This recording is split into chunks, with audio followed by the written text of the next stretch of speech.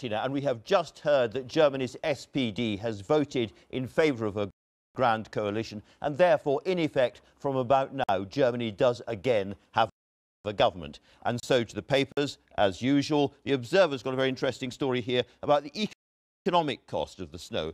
£1 billion a day, building sites not working, shops empty, and so on. A really big, significant hit, which will affect the quarterly figures, they say. They've also got one of the critics of that speech, one of the relatively few critics of the May speech, Michael Heseltine, writing in the paper as well. The Mail on Sunday has a story about Boris Johnson and dirty tricks, described by Number 10 this morning with an old-fashioned Anglo-Saxon word I don't think I can regale you with. The Sunday Telegraph has a story about BBC stars complaining over their taxes, these service companies and so forth. And also they've got a story there about the abolition of a whole lot of rules as soon as Brexit happens. And then finally there's the Sunday Times, a story about internet giants profiting from pop-up brothels. There's a lot of stories attacking internet companies these days in the newspapers, and inside the paper, Lord Hall of the BBC is joining in today, talking about the social cohesion effect of Netflix and Amazon and all of that. But we are going to start, of course, with Theresa May's big speech, Ian Dale. And in a sense, what's odd is the lack of front-page stories. Which means it's job done, I guess, for the Prime Minister. You've got a couple of editorials in the papers which are quite revealing, because the Mail on Sunday, not a huge fan of Theresa May normally, they conclude their editorial with the words, "Mrs May has brought a very divided cabinet together. She deserves support so the hard work of getting the best possible deal can begin." Now, the Observer's editorial is slightly different, as you might imagine. The future that May is leading us towards will make Britain a poorer, meaner place. Well, poorer, you could argue that, meaner, I'm not quite sure their logic there. But there aren't huge numbers of Tory critics coming out today, even anonymously, to criticise it. There's been a big operation going on by Number 10, hasn't there? Before the speech, I think they got a lot of people on side. Jacob Rees-Mogg's reaction to the speech was incredibly positive, which I was slightly surprised at. Even Nicky Morgan, one of her main critics on the backbenches, was in favour of it. And the only grandee that the Observer can drag out is Michael Heseltine, who has been critical, but he's about the only one. Well, there's John Major, I guess, in the Mail on Sunday as well. He made a very, very strong anti-Brexit speech before Theresa May, but he's mainly focusing on the Irish border today. Yeah, and it's ought to be something which is kind of a crashingly banal thing to say, which is we can't take peace for granted. And this is within a lifetime of people who are still alive that these problems were there. But nonetheless, I mean, that speech was, you know, there's two ways of looking at it. Either it was such an excellent speech, it shut down all possible criticism, or it kicked the can further down the road, and therefore it's just put off those arguments a little bit further. I mean, I do think there was a kind of slight application of low expectations from that speech. And there was a moment when she started talking about data protection regulations that I really began to question my life choices in joining political journalism. But, you know, it did have some meat in it. You know, this talk about the agencies that we're going to stay into, for example. She was very clear that we are not going to get the same kind of access to European markets after Brexit. So this exact same benefits phrase has gone.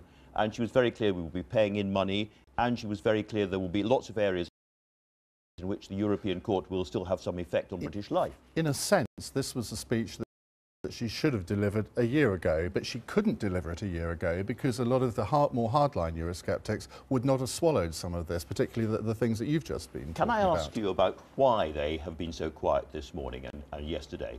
Is it because, perhaps, they realise their best chance of getting Brexit actually done and the deal signed is to keep Theresa May there, get her to do it, and then after that they can move her to one side and put in one of them and get the kind of real divergence Brexit they've always wanted? I think there is something in that. I think the other thing, her biggest strength is that there is nobody that is just ready and willing to, well, there are lots of people ready and willing to take over, but there's no sort of king or queen over the water, as there was with sort of Heseltine in Margaret Thatcher's days. So I think it would be, no, they couldn't come to an agreement on who the best rival should be. I also think there was a way that speech set out the idea that we will have all these powers, it's just we might not necessarily use them immediately. So it was a kind of offer to the idea that another Prime Minister in future could pull us further back. That's going to be a problem when it comes to the EU, because if she's saying, here's my view, we're not going to diverge very much, it's going to carry on being the same, you can relax, they now know that that's only as long as she's Prime Minister.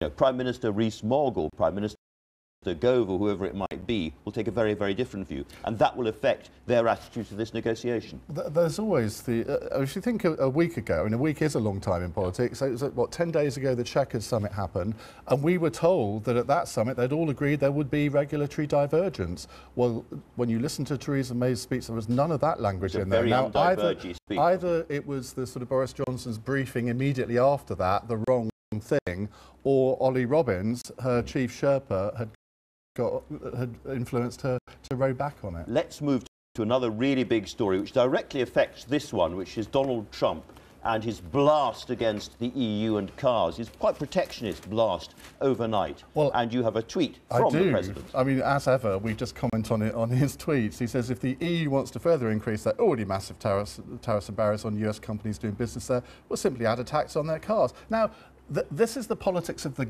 gut. It's not the politics of the brain, and this is what we, I suppose, are used to with Donald Trump.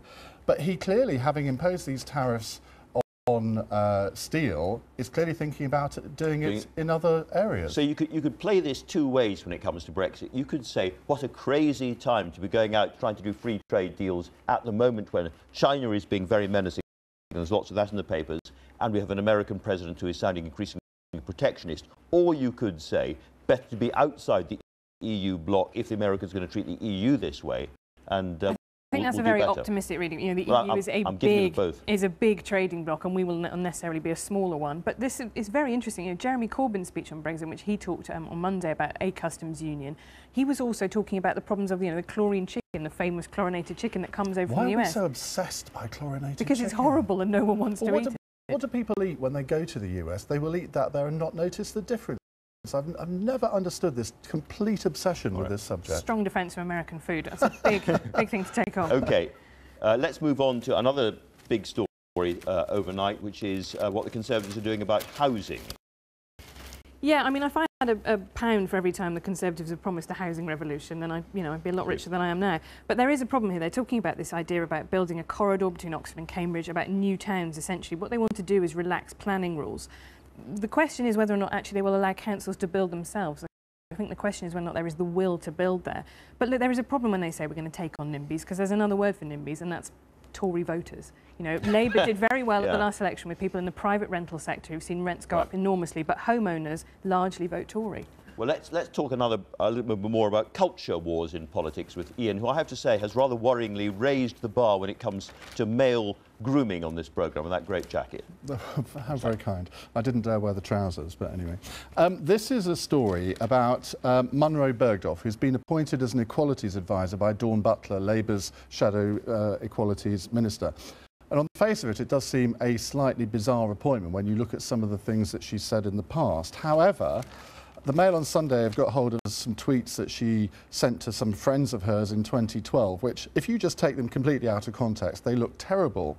But I think we've all tweeted things to our friends that, in hindsight, if you in public, don't look particularly brilliant. So I've got a slight bit of sympathy with her on that front. However, in this interview in the Mail on Sunday Style magazine, she says this: "I practice witchcraft. It's something I've always been attracted to, and I like it because it's female-centric." And you think, and also she says, I'm black and voodoo is more my culture than Christianity. Absolutely. And then she also says, well, I don't understand how you can be conservative and gay. All conservatives are racist. Well, I'd love to actually have a meeting with her to explain how you can be gay and conservative. Yes, of course. I find it a very worrying story, because it feels to me as if she's been appointed purely on the basis of her identity, and I think that's actually quite offensive to the equalities agenda, which is something I feel quite strongly about. You know, as a woman doesn't make you an expert on feminism, as a transgender person doesn't make you an expert on transgender rights. So it does feel like a very tokenistic appointment by Labour. OK, now I want to keep moving to some of the foreign stories as well, I'm afraid, because it's a very, very big day in foreign news, and I'm going to go to Italy next, because overnight we're going to get the Italian election results. They're voting, I think, today, aren't they, Ian? Yes, they are. And there's a real possibility of the anti-Brussels, anti-immigration, five-star movement beginning to really move towards power. Yeah, it's quite difficult to work out with the Italian electoral system whether they will actually be able to get power. They've always said they wouldn't enter into coalitions, but they've got a 31-year-old very geeky leader who I think is softening on that a little bit. The biggest bloc will be the one that's effectively led by Silvio Berlusconi, but he obviously can't become Prime Minister for reasons...